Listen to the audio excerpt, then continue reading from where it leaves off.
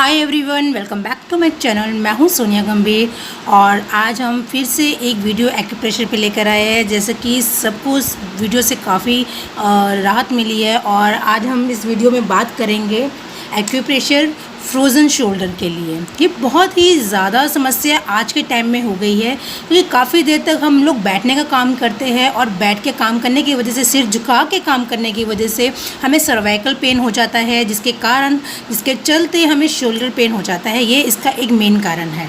दूसरा frozen shoulder का कारण ये भी है कि जिनके लीवर में प्रॉब्लम है या लीवर में थोड़ी डिटॉक्स नहीं है, लीवर साफ़ नहीं है, तो उसका कनेक्शन होने के कारण भी हमारे शोल्डर जो है काफ़ी हद तक फ्रोज़न हो जाते हैं और बिल्कुल फ्रीज़ हो जाते हैं, जिसके चलते हमें रात भर नींद नहीं आती। कई बार हम करवटें भी बदलते हैं और करवटें बदलने के साथ साथ हम किसी भी साइड, कंधे के साइड सो नहीं पाते हैं। बहुत परेशानी से, बहुत ही सीवियर पेन से हम जूझते हैं और ये बहुत ही आम प्रॉब्लम हो गई है आजकल। और बीइंग अ योगा इंस्ट्रक्टर, मेरी क्लासेस में भी काफ़ी लोग शोल्डर्स पेन से जूझ रहे हैं, जिनके शोल्डर जो काफ़ी हद तक फ्रीज़ हो जाते हैं। और ये जो प्रॉब्लम है बहुत नॉर्मल है, इसको मैं ज़्यादा बड़ा नहीं कहूँगी। बस थोड़ा सा आपको अपने आप को ठीक रखने के लिए हिम्मत चाहिए, जो आपको एक विल पावर चाहिए, जो आप कर सकते हो। और आज के टाइम में कई लोग इस चीज़ को नहीं कर पाते हैं। तो जैसे कि मैंने पहले वीडियो में आपको बताया था कि एक्यूप्रेशर एक ऐसा माध्यम है जिसके चलते हम अपने बॉडी की पेन से कुछ ही मिनटों में राहत पा लेते हैं। तो चलिए आज हम फ्रोज़न शोल्डर को कैसे रिलीव कर सकते हैं अपने एक्यूप्रेशर पॉइंट्स के थ्रू जानेंगे। सबसे पहले तो मैं यही कहूँगी कि कोई भी चीज़ अगर आपकी बॉडी पेन हो रही है, उसका बेसिक रीज़न यही है कि आपके बॉडी के उस पार्ट को अच्छे से खून नहीं मिल रहा, ब्लड सर्कुलेशन नहीं हो रहा, जिसकी वजह से नसों में ब्लॉकेज है, नसों में ब्लड का सर्कुलेशन का ब्लॉक है और जिसके चलते आपको वो दर्द जो है महसूस हो रहा है और वो दर्द जो है बहुत हद तक सीवियर पेन तक जा रहा है। तो ऐसे में आपको क्या करना है, जैसे कि मैंने आपको पहले बताया था, हमारे हैंड में हमारे एक्यूप्रेशर पॉइंट्स होते हैं। ये दो लेग्स होती हैं, ये दो जो होती हैं लेग्स होती हैं और ये जो दो होते हैं ये हैंड्स। ये दो फिंगर्स जो है हमारे इंडेक्स फिंगर्स और जो लास्ट वाली ये हैंड्स होते हैं और ये जो दो फिंगर्स हैं हमारे लेग्स होते हैं। तो अब आपको यही चीज़ करनी है। और ये जो थंब है ये हमारा नेक पोर्शन है सारा, और नेक पोर्शन के बिल्कुल ये जो चीज़ है ये हमारा शोल्डर पोर्शन में आ जाता है। तो आज हम सबसे पहले इस बात करेंगे कि आपको किस तरह से इसको ठीक करना है। सबसे पहले आपको अपने ब्लड सर्कुलेशन को ठीक करना है।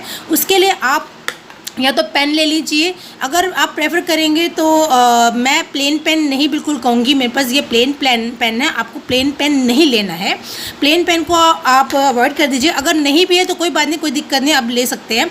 और इस तरह से आप पेंसिल ले लीजिए। देखिए जिस तरह से ये अलग अलग शेप में आप दे सकते हैं, डायगनली आपको दिखेगा ये इस तरह से है। तो इससे क्या है, बहुत अच्छे से लकड़ी की कोई भी डंडी ले लीजिएगा या पेंसिल ले लीजिए, इससे अच्छी तरह से स्टिमुलेट होगा। सबसे पहले अगर मैं बात करूँगी तो ये जो पोर्शन है, ये जो हिस्सा है हमारा, ये हमारा शोल्डर का आ जाता है।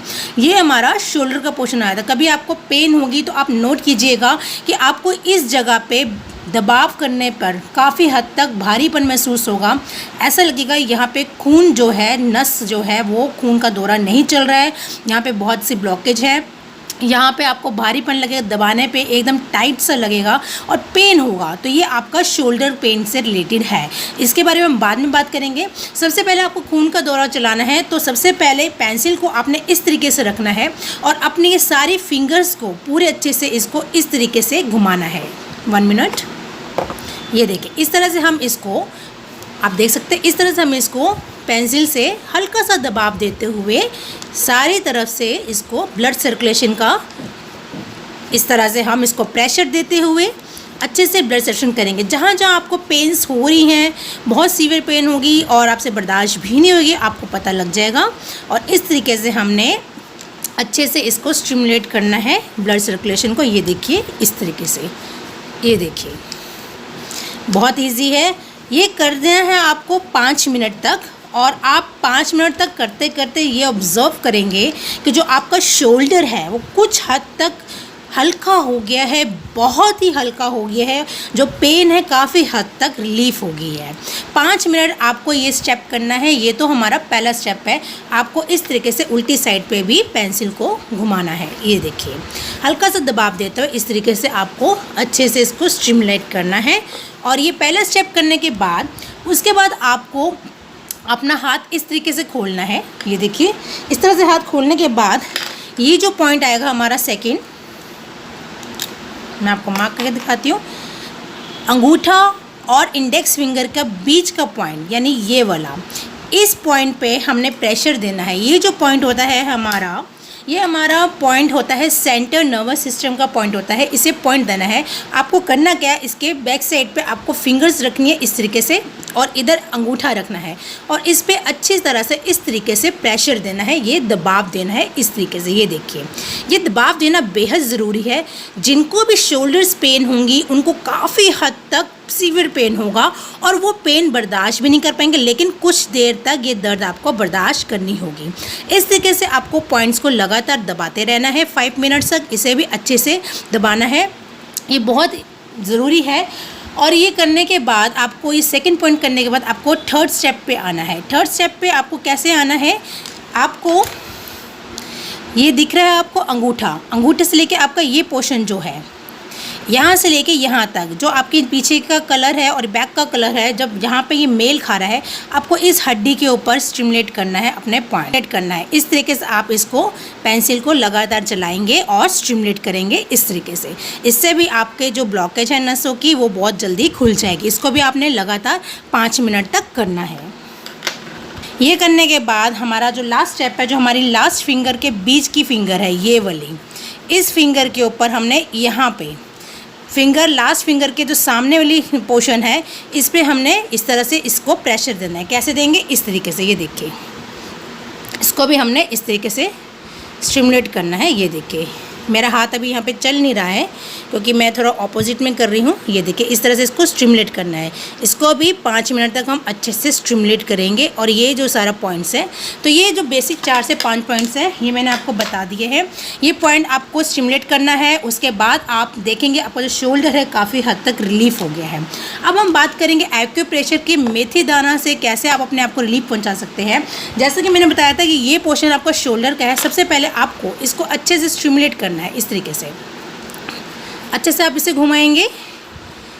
1-2 मिनट के लिए आप इसको स्टिमुलेट करेंगे अच्छे से। और ये करने के बाद अब हमने एक इस तरह से सर्जिकल टेप लेनी है और इस सर्जिकल टेप को हमने इस तरीके से आराम से इसको उतना ही ले लेना है और इसको हमने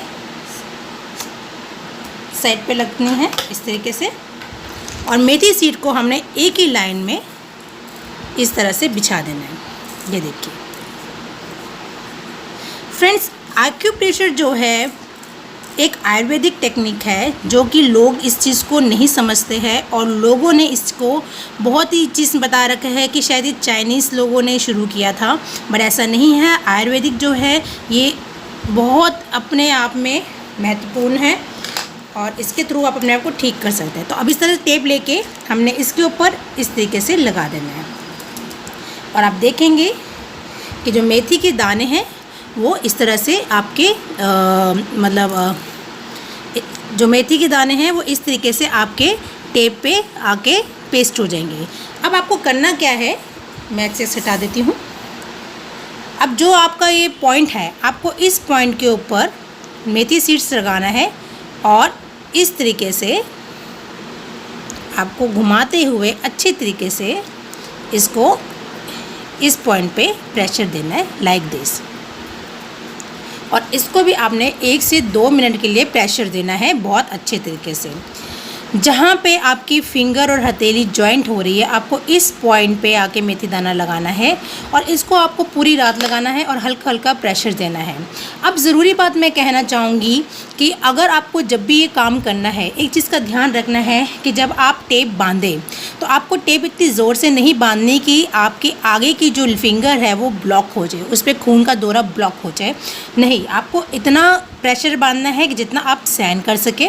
हल्का प्रेशर बांधना है और इसको दबाना है 2-3 हर 3 मिनट पर इसको इस तरह से दबाना है और आपको बहुत ही ज़्यादा रिलीफ मिलेगा।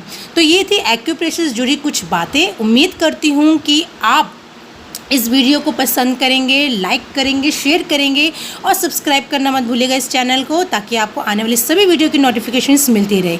मिलती हूँ आपको फिर किसी नई जानकारी के साथ, तब तक के लिए देखते रहिए मेरा channel. Till now, thanks for watching my video, bye bye.